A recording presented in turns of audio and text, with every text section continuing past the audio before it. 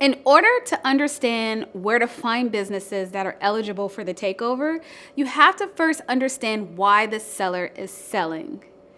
And I put sellers into two categories: sellers who start with the end in mind, sellers who don't start with an end in mind. Let's get into both of them. Those sellers that start with an end in mind keep the importance of how to design a business ready to sell. So what does that look like for you? This type of business owner has created the business, built a strong foundation with processes, strong financials, and great management team. And now they've grown the company to a certain level and they're like, I'm ready to sell.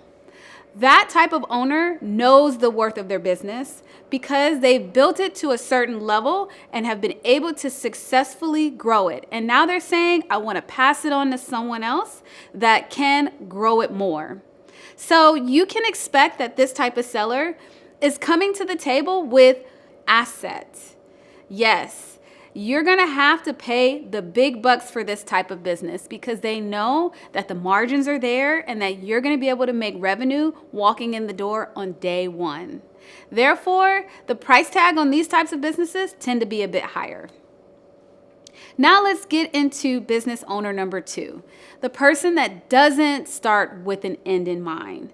This individual will typically be using the business as a write-off, so they'll have tons of expenses that aren't really business related, but they're using it to help to reduce their taxable income. So this type of business typically has very little operational processes established. They're kind of winging it.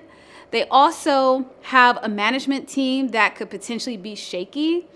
And most importantly, their financials aren't rock solid. So they'll typically reduce the business's income on their profit and loss to close to zero or even sometimes negative because they want that to be able to be transferred onto their personal tax return as a write-off.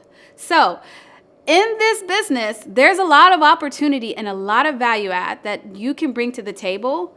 And it also means that the price tag on a business like this is not as robust, or you should be able to negotiate quite a bit to get that price of the business down. In my case, when I took over my first business, the margin on the profit and loss was very slim, but I saw the opportunity. I saw where he needed help. I saw where I could add value. And as a result, I was able to take over that business with zero down.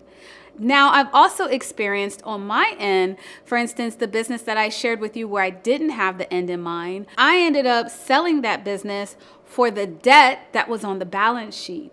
That person just basically did a loan assumption to allow for me to walk away from the business without having any kind of ties and connections to any outstanding loans. There are so many ways for you to be able to structure a business takeover. Understand that you can walk into a business takeover with zero down, like I did, or in some cases, a loan assumption, or in other cases, just giving that person the opportunity to walk away. You can probably buy a business for little money down. I'll get into the different nuances of creative financing, but just understand that these two sellers, it's important to be able to identify where the business owner falls into because that'll determine how you're able to approach them when you're looking for, are they eligible for the takeover process?